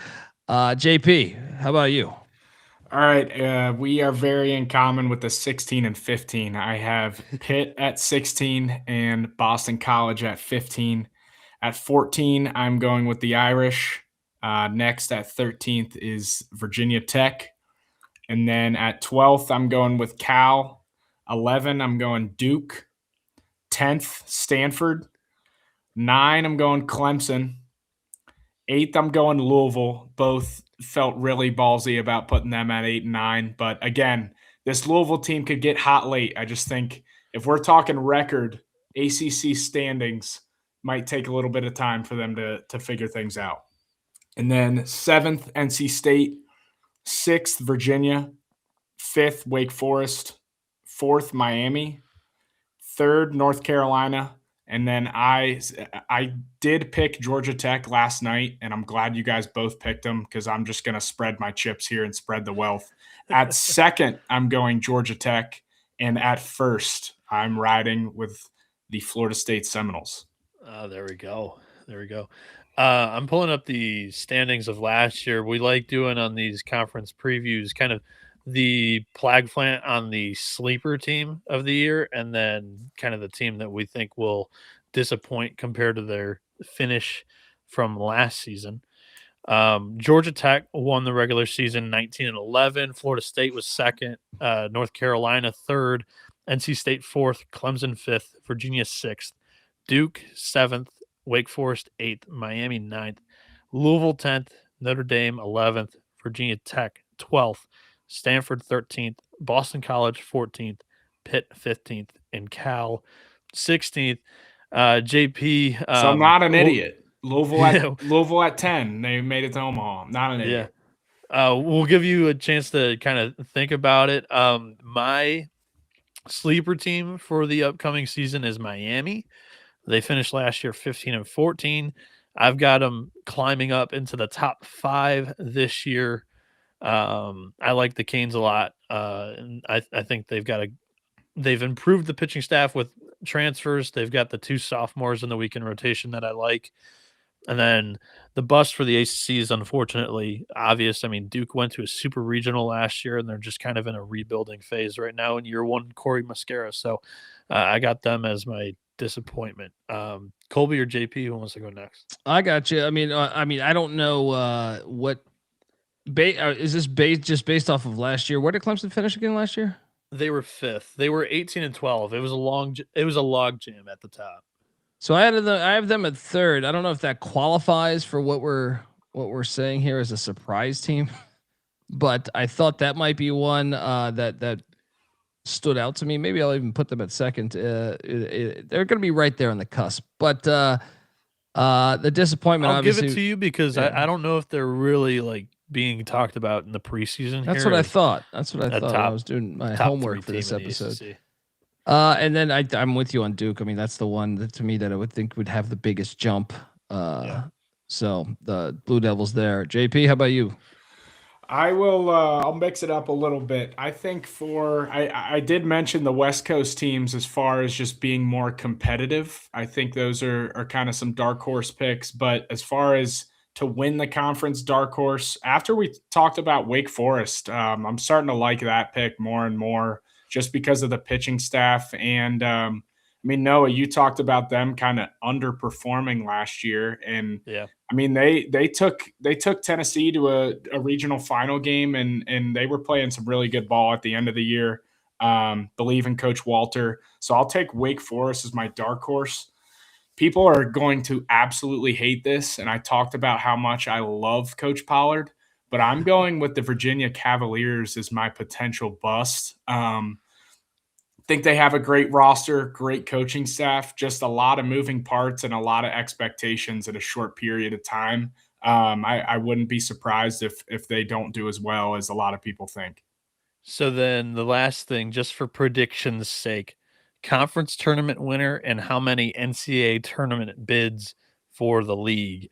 For me, the way I kind of am thinking about it right now at this current moment, conference tournament's a lot of just about slugging this year. I believe it is in Charlotte, which is a very offensive park.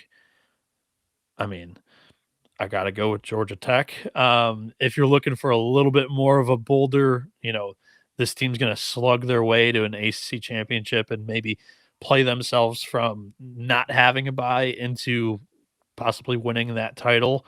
I'll go Wake Forest. And then for NCAA tournament bids, I think Virginia Tech, Stanford, or Notre Dame are all kind of bubble teams. I think they get 10 bids into the NCAA tournament this year. How many did they get last year?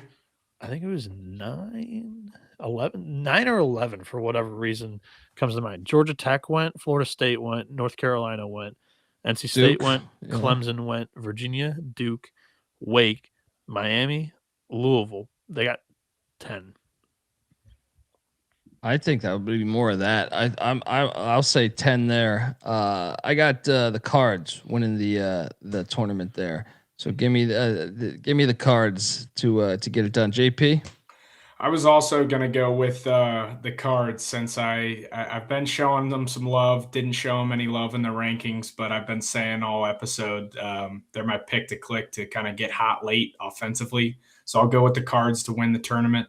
And I'll go again with 10 teams. I think you saw it last year. Even these bubble teams are very good, and it's just it's baseball. But I feel like you see it more in the ACC or the Big 12. You got a 10th place team that is 2 games out of first or something stupid like that. So I'll give them 10 bids. I think they're going to have quite a few teams that can make a push this year. I mean, shoot, this league's 10th place team went to Omaha last year. Yeah. But yeah, boys, that was awesome. ACC preview under the belt now, or whatever you want to say.